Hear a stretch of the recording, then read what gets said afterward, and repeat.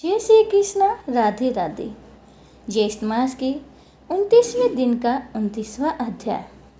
ज्येष्ठ मास स्नान का महत्व।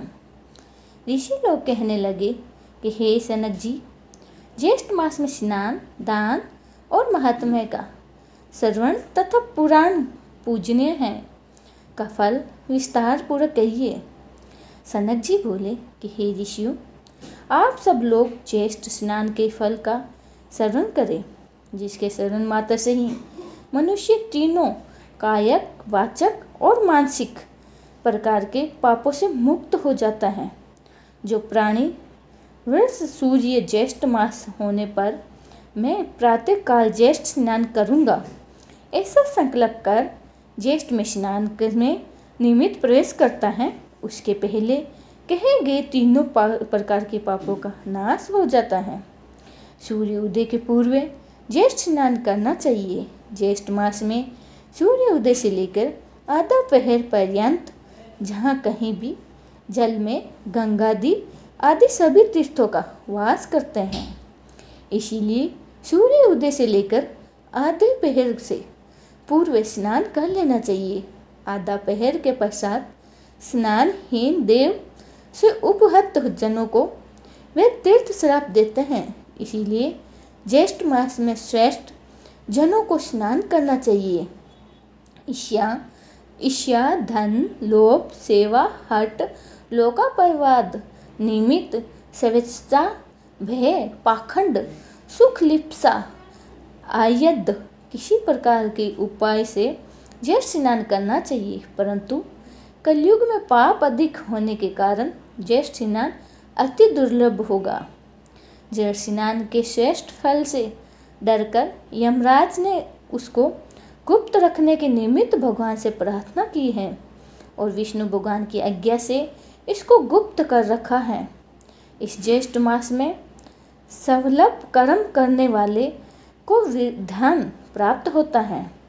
इतनी कथा सुनकर ऋषि लोग कहने लगे कि हे सनक जी, यमराज ने इस मास महात्म को गुप्त क्यों रखा है और ज्येष्ठ में पुण्य कर्म करने वाले के कार्य में विघ्न क्यों करते हैं। हे सनक जी, हमारे ये सब सुनने की इच्छा है, सो आप हमसे कहिए। सनक जी बोले कि इस विषय में मैं तुमसे एक इतिहास कहता हूँ, जिसके श्रवण मात्र से ही तुम्हें सब संदेह दूर हो जाएगा। प्रथम महिष्वामतीपुर में एक कनक नाम का ब्राह्मण रहता था। वह समस्त विद्या से हीन, मूर्ख और परिनिधिक था।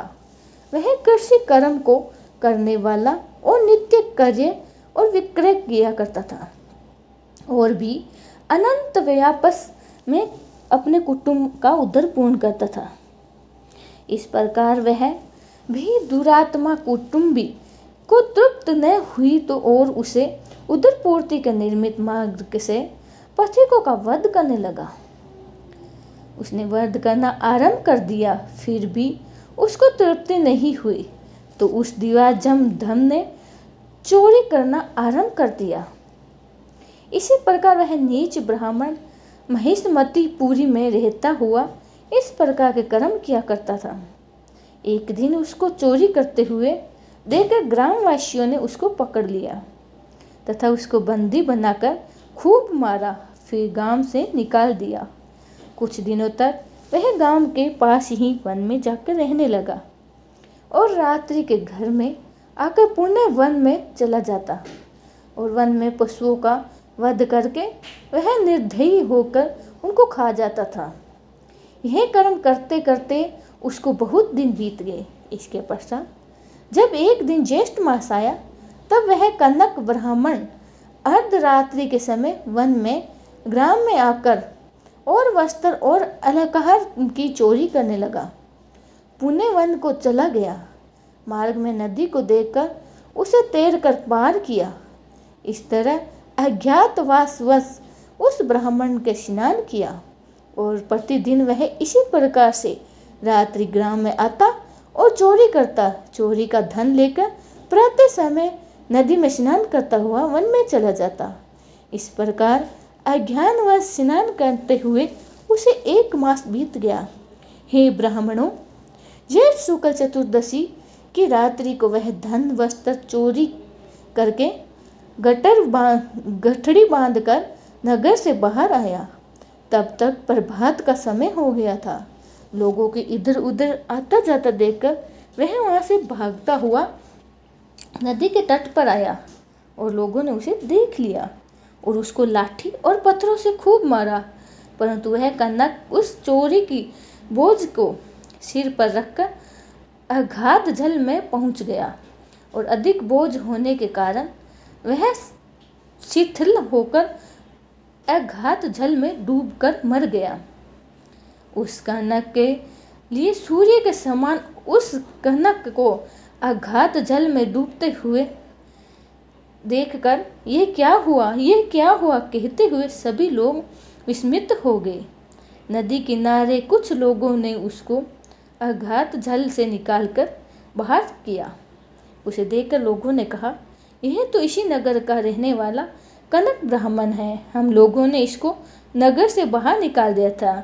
उसी क्षण वह कनक ब्राह्मण उत्तम रूप को प्राप्त करके विमान के सहित दूतों को देखकर वह दिव्य पुरुष कहने लगा कि हे दूतों, यह विमान वैकुंठ से कहाँ किस पुण्य के प्रभाव से आया है। देवदूत बोले, हे कनक, अज्ञात ज्येष्ठ मास में स्नान से यह दुर्लभ विमान आपके लिए आया है। ये सुनकर कनक ब्राह्मण विमान पर बैठकर विष्णु लोक को चला गया। वहां पर विष्णु भगवान ने के सामने अपने सामने रूप को प्राप्त पाया। तब यमराज इस समाचार को सुनकर अत्यंत दुखी हुए और जगतपति विष्णु भगवान से प्रार्थना करके ज्येष्ठ मास महात्म को गुप्त करवा दिया। हे ब्राह्मणों, इस ज्येष्ठ मास के स्नान का महत्म का फल मैंने आप लोगों से कहा है। इति श्री ज्येष्ठ महत्म ज्येष्ठ मास स्नान समाप्तम। 29वां अध्याय समाप्त हुआ।